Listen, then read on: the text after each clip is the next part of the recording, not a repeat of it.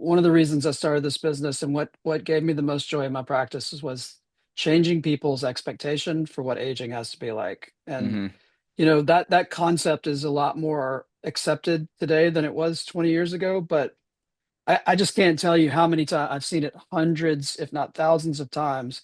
Somebody that's in their 70s having a higher quality of life, being more active, less injuries and pain than a 40-year-old that doesn't do what they're supposed to do. That is Hmm. absolutely totally possible.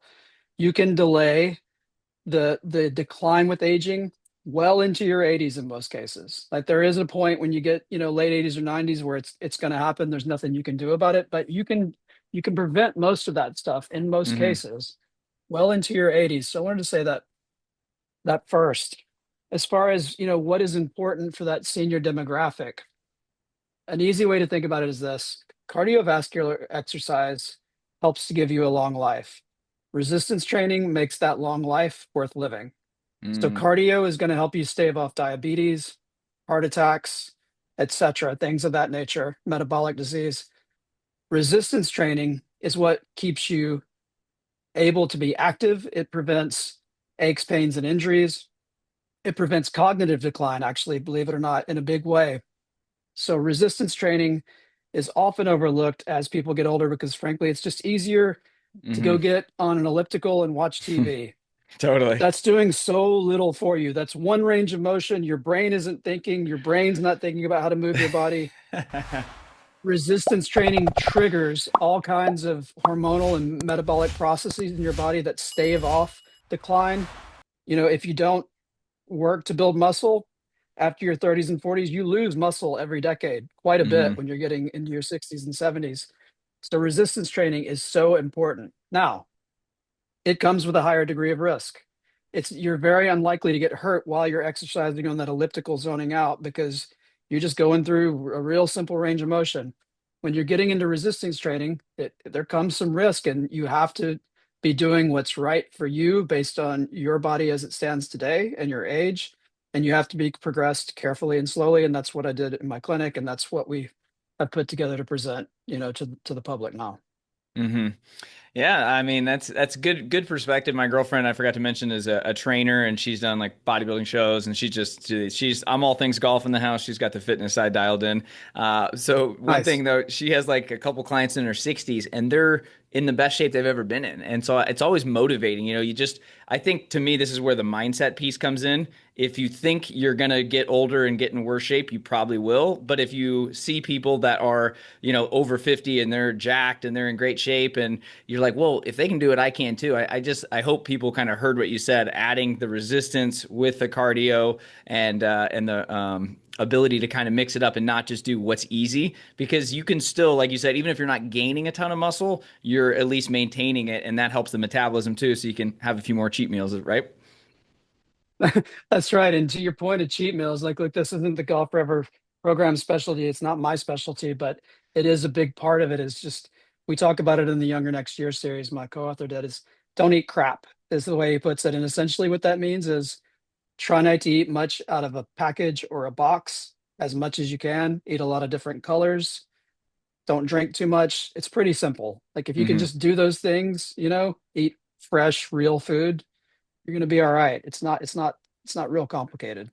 Yeah, we actually just had Greg Avedon. He's been on more men's health covers than any person in history, and he obviously knows a thing or two about the fitness and nutrition side of things. And the whole thing I got after talking to him for an hour and a half was just keep it simple. Like we just make everything so hard with nutrition, with fitness, and that again, that's where I love that you guys simplify it, right? If like the simpler it is, like kind of like with a training aid, I always say if you buy a complicated training aid or like a really high end launch monitor and you don't really know what you're doing, like you're just not likely to stick with it. So like my hopefully Yeah. message to people is like, let's keep it simple. What have you been doing, man? I remember when I met you at the show a couple years ago. You're super jacked. So what does your fitness routines look like? Well, I mean, honestly, I am.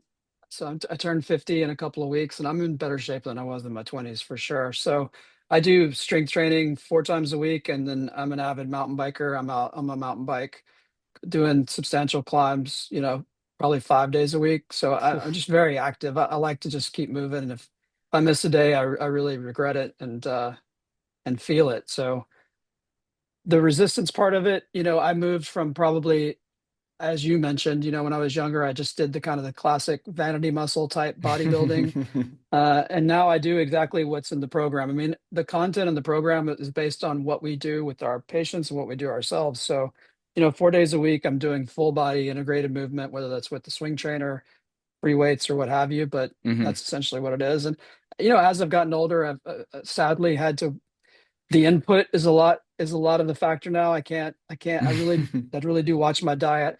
I fast for 24 hours once a week, which I found has really helped me Talk stay to us healthy. about that. Talk to us about that because I've done a few 24-hour fasts. I used to do a lot of intermittent fasting, but there's a ton of benefits. What do you think is some benefits, and how can people actually try that out? Because I think we need a good cleanse every once in a while. Yeah, so like you, I did intermittent fasting for many years. I think I stuck to it about 8 years, and I just felt like the benefits had kind of passed. And then when I moved to Australia, I was in a weird time zone, so it was harder. Mm. So I started with the 24 hours, and then once a month, I'm trying to stick to once a month. Once a month, I go to 36 because there's Mm. a lot of stuff that happens between 24 hours and 36, which I'll talk about. But essentially, generally, what's going on is, if you have food, if your body is digesting, which if you're eating every couple of hours, your body is in some state of digestion all the time. And a lot of important things get neglected or pushed to the back of the queue when that's happening.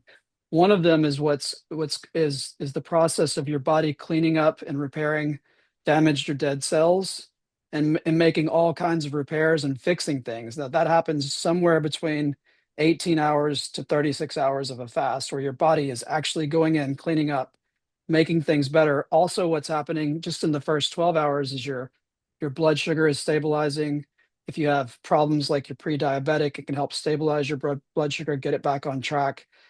And I find that there's just also a mental clarity that comes with it that I enjoy. I mean, I'm not going to say it's easy, it's not, but it's also not as hard as people probably think. The way that I do it, that I find relatively easy for the 24 hours is, I just stop eating around 4 or 5 p.m., then you sleep, then you wake up, and then you've got till 4 or 5 p.m. the following day, and that's 24 hours. That's not that tough. With Hmm. 36 hours, you're just going to bed the following day and eating when you wake up. So that's a bit harder. Do you do any caffeine or salts? Caffeine, I do black coffee. Yeah, black coffee and water. No salts or electrolytes at all? Oh, You're a beast. I got to throw some salts in there, man. I don't work out. I don't train on those days, to be Yeah. fair. I just, Yep. yeah, That's I fair. don't I I like don't do it. the training. That wouldn't be advisable. Yeah, totally. I was gonna say anytime I tried to do that once and I'm like, this is not going very well. I walk a lot more on those days just because when I'm getting hungry, I'm like, Exactly. just go for a walk so you're not in the kitchen and tempted by everything.